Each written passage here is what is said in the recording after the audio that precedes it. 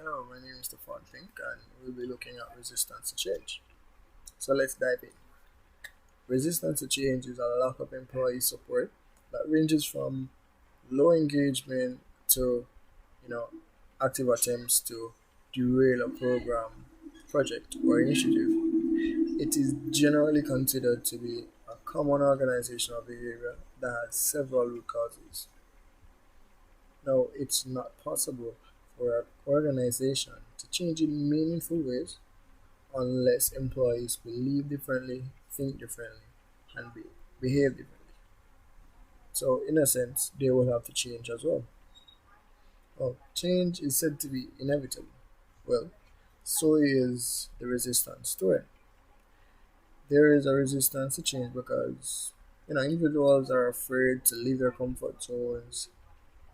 You know, additionally, change occurs when organizational members experience a tension that results from discrepancies between awareness of current realities and their desired future state.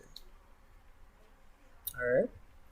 Now, it is really the fear of the new, fear of the unknown that causes employers to resist change.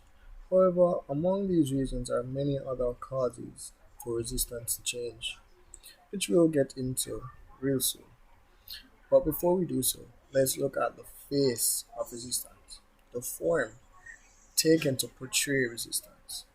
Um, Firstly, open resistance as well as intentional delays, creating excuses, not completing jobs, and so on. Negative um, or sarcastic talks about the change, verbal disagreements. Additionally, another one is negative non-verbal attitudes, gestures and actions that disapprove of any change at all or of the changes that we really disagree with. Resignation, strike, sabotage, absence of meeting is another set of faces that you know resistance can take. Now, let's look at the causes. What really causes resistance to change is the risk factor. The fact of leaving a place of comfort to one of the unknown, even if change is perceived to, you know, have a better impact if the changes do occur than or if you leave them as is, still have that risk factor. Now, another cause is employees don't think they have the competence or the skills for the change, required for the change. So, might think they might get left out or so on. Personal challenges make it difficult to take on something new.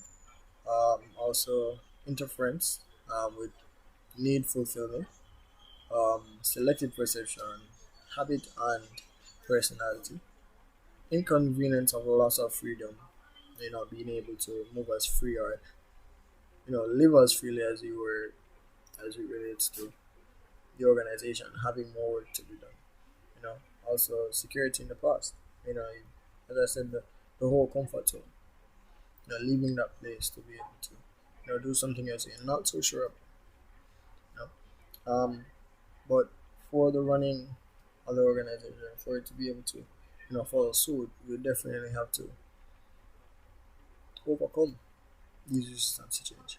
And to be able to do so, we'd have to, educate and communicate or labor force or staff.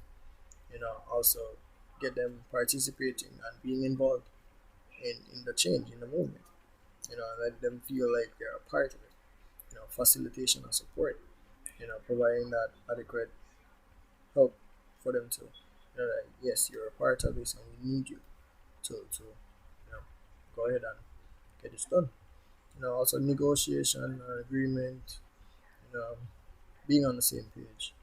Um, Explicit and implicit coercions, um, with consequences, of course. So these are ways to overcome resistance to change and being able to complete the job as we so desire. Complete all changes to get the job done. Now, this is my comments or reviews on resistance to change. And I do believe that if there is no resistance, then there is really no change.